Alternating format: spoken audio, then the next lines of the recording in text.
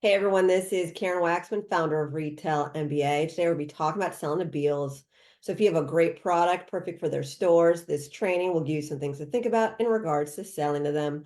With that said, let's get started on today's training. So let's talk about selling to department stores. This is an interesting topic because usually I go based on individual retailer because every product is different, every retailer is different. So I like to explain individual department stores or whatever just to help you think through selling to them and what matters to them and so forth. But we're going to take the entire category as a whole of selling to department stores and give you some things to think about in regards to selling to them. First of all, department stores are not all the same. There are department stores that are ones that everybody knows about, and there's ones that a lot of people don't know about, but there's a lot of them. First of all of you know about Nordstrom, you know about Macy's, there's certain ones that you all know about. But what about the ones that are called the Bonton or Belk or all these other types of department stores that are different? And there's so many department stores out there that you could be selling to today, but you might not know about them and or they're in different parts of the country. Step one is to figure out, can you go beyond your two favorite department stores and start exploring where you can make money?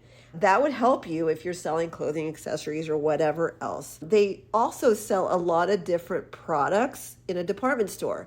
A lot of you guys are ignoring department stores because you are, I don't know, selling consumer electronics product or a sporting goods products or whatever, but there's a lot of money to be made in those department stores because they're throwing in all sorts of products because they have a large store format typically.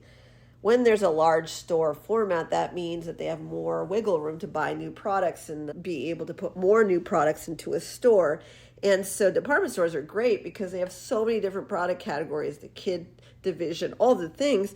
And that can be an opportunity for a lot of you who don't think about selling to department stores. So that's another thing to consider when selling to department stores.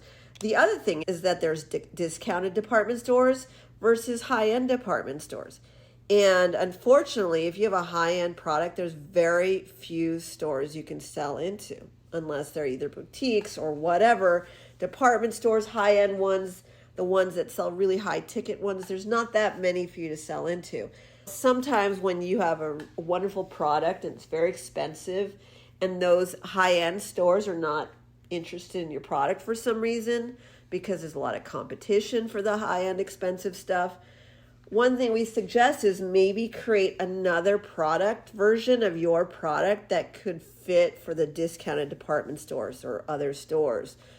It seems counterintuitive because you really just want to sell what you want to sell, but hey, if you want to make a living at what you do, sometimes you have to adjust your product to convert into other scenarios. So the bottom line is that if you can create your product a cheaper version for other types of stores, there's a lot more opportunity. And honestly, there's countless department stores you can sell into if you're willing to figure out a cheaper, less elaborate version of your particular product.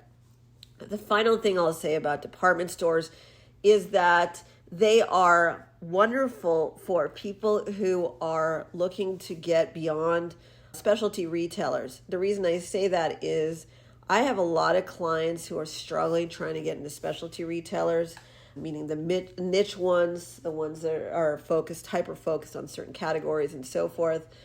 Department stores are a little bit easier to sell into than the specialty retailers. You'd be surprised. They are willing to look at new products more often, I've seen. And if you're willing to look beyond the super exclusive high-end ones, a lot of the other department stores are open and willing to put lots of different products in their stores, which can convert into a sale. So if you've never thought about selling to department stores, definitely explore that option because I have seen over 20 years of doing this that department stores are actually a little bit easier to sell into versus, say, a specialty retailer that focuses on a certain audience and so forth. When they're more larger stores and they're just department stores in general, they tend to be able to buy a lot of stuff and they're less discerning. And a lot of times you can make a lot of money with them and a lot of your competitors might not be thinking about selling to them. So there's just things to consider in regards to working with department stores. There's so much more to say.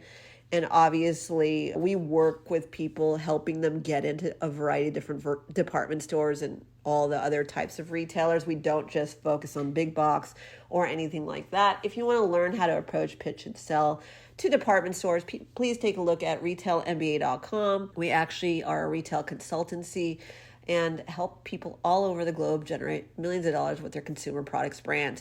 Karen Waksman, Retail MBA. Thanks so much.